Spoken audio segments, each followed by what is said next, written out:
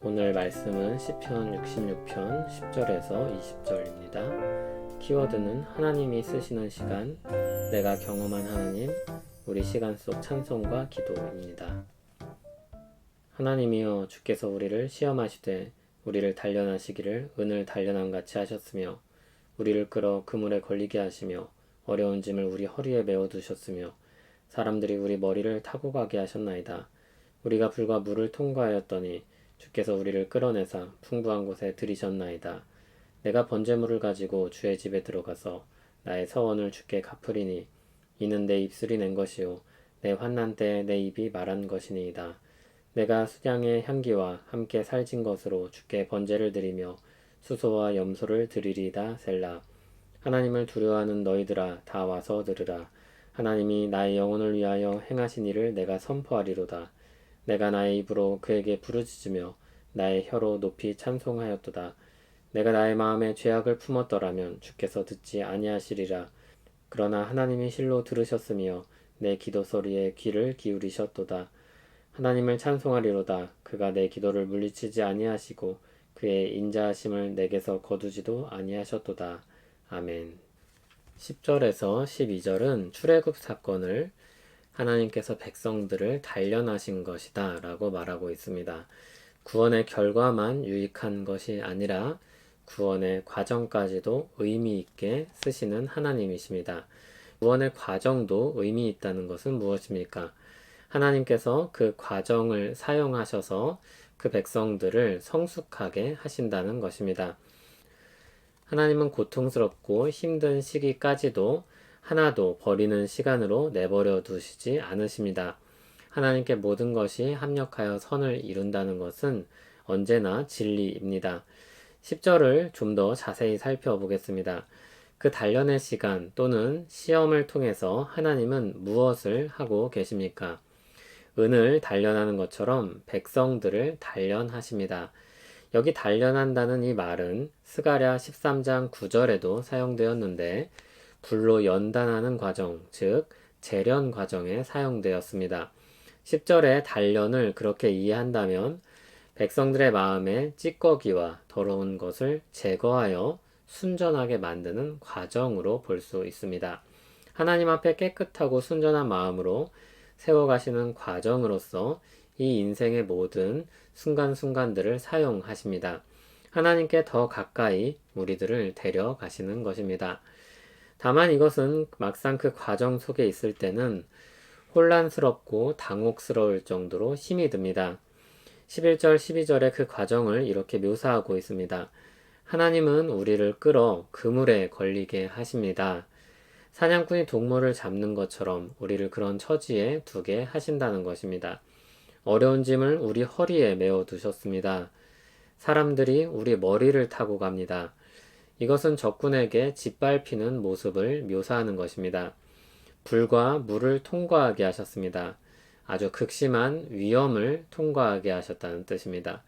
그런데 그게 목적지가 아닙니다. 12절 끝을 보면 목적지는 어디입니까? 풍부한 곳입니다. 어떤 사람은 이것을 자유로 읽기도 합니다. 앞에 고되고 고통스러운 시간들은 과정입니다. 목적지는 따로 있습니다. 구원의 완성으로 가는 길에서 벌어지는 일들입니다. 어느 정도에까지 일이 일어납니까? 이해할 수 없고 받아들이기 힘들 정도의 일이 일어납니다. 그러나 그 과정을 통해서 하나님은 우리를 단련하십니다. 순전한 사람으로 빚어가십니다. 우리는 시간을 참 많이 의미 없이 흘려보내곤 합니다. 그러나 하나님이 쓰시는 시간에는 빈자리가 하나도 없습니다. 우리 인생은 그런 하나님께 붙들려 있는 것입니다. 13절에서는 그 연단의 시간이 지나고 난 후의 모습을 그리고 있습니다. 그렇게 구원의 과정과 은혜를 입은 사람들이 무엇을 합니까? 그가 드렸던 서원을 갚습니다. 하나님, 이 어려운 날들로부터 건져 주시옵소서. 그러면 제가 하나님께 감사의 예물을 드리겠습니다. 이렇게 하나님 앞에 약속했던 것을 갚는 것입니다. 14절을 보면 그 말을 자신이 했던 것이다 라고 고백합니다. 그리고 15절에서 자신이 말을 했던 대로 서원을 갚습니다. 수장의 향기와 함께 살진 것으로 번제물을 드립니다. 수소와 염소도 함께 드립니다. 이 부분을 보면 하나님의 연단 과정을 이 사람이 어떻게 이겨냈겠습니까? 하나님께 도움을 청하고 기도하며 하나님의 도우심으로 그 날들을 이겨낸 것입니다. 연단 과정도 주님의 은혜요, 구원의 결과도 주님의 은혜입니다. 16절에서 20절에는 시인이 주님의 백성들을 향해서 선포하며 말하기 시작합니다. 하나님을 두려워하는 사람들에게 말합니다. 자신은 이 구원의 하나님을 높이 찬양할 것이라고 합니다. 18절을 보면 나의 마음에 죄악을 품었더라면 주께서 듣지 아니하실 것이라고 하였습니다. 시인이 완전해서 그렇게 말한다기보다 끊임없이 회개하는 자로서 그렇게 말하는 것입니다. 그래서 20절을 보면 그의 인자하심을 자신에게서 거두지 아니하셨다 고백하는 것입니다. 그의 깨끗함의 근거는 하나님께 있습니다. 이 찬송은 나의 찬송으로부터 우리의 찬송으로 함께하자는 권면으로 이어지고 있습니다. 거기에는 아주 강력한 호소가 들어 있습니다. 이 뒷부분에 보면 내가 라는 말이 반복됩니다. 내가 경험한 그 하나님이 얼마나 인자하신 분이신지, 은혜를 베풀어 나를 연단하시고 구원하시는 하나님이라, 이 경험적인 고백이 담긴 외침입니다. 우리 삶이 고된 이유는 우리의 적이 안팎으로 다 있기 때문입니다. 밖으로는 이 땅의 모든 죄악으로 말미암은 일들이 우리에게 쏟아지는 비처럼 내려집니다. 아무도 그 비에 한 방울도 적셔지지 않는 사람이 없습니다. 비가 정말 많이 오는 날은 어떻습니까? 우산을 써도 소용이 없습니다. 많이 젖을 수밖에 없습니다. 정말 잘 살아보려고 애를 써도 이리저리 치일 수밖에 없는 것이 이 세상입니다. 또 안으로는 우리의 죄성이 있습니다. 유혹에 취약하고 욕심은 꿈틀거립니다. 가끔 어떤 사람들은 이렇게 말합니다. 나는 나 스스로를 피곤하게 하는 사람이다. 사실 그 사람만 그런 게 아니라 다 그런데 그것을 예민하게 느끼거나 직시하거나 해서 그렇게 말하고 반응하는 것이죠. 그렇게 우리는 안팎에 적을 두고 있습니다.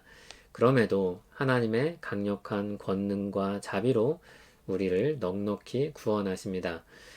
구원의 결과를 가져다 주실 뿐만 아니라 그 모든 과정까지도 하나도 버리지 아니하시고 다 유익하게 쓰십니다. 하나님의 사랑을 받고 하나님의 자비하심 아래 있다는 말은 바로 그런 은혜를 우리가 누린다는 뜻입니다. 그 사람들이 이 고백을 한 마음으로 드리는 것입니다. 만일 하나님이 우리를 위하시면 누가 우리를 대적하리요? 자기 아들을 아끼지 아니하시고 우리 모든 사람을 위하여 내주시니가 어찌 그 아들과 함께 모든 것을 우리에게 주시지 아니하겠느냐. 우리는 예수 그리스도 안에서 구원의 완성을 향해 가고 있습니다. 하나님께서 목적지에 이르기까지 그 모든 인생길을 살피실 것입니다. 예수 그리스도 안에서 오늘도 하나님을 찬송하고 또 기도하며 보내는 하루 되기를 소원합니다. 우리 모든 시간을 사용하셔서 유익하게 사용하시는 하나님, 우리를 구원의 완성에 이르기까지 능력과 자비로 이끄시는 하나님, 주님의 구원의 은혜의 풍성함을 새기며 찬송합니다. 홀로 높임 받으시옵소서. 굽이굽이 힘든 날들 속에 기도하오니 응답하실 줄 믿습니다. 우리 하루하루를 붙들어 주시옵소서. 예수님 이름으로 기도합니다. 아멘.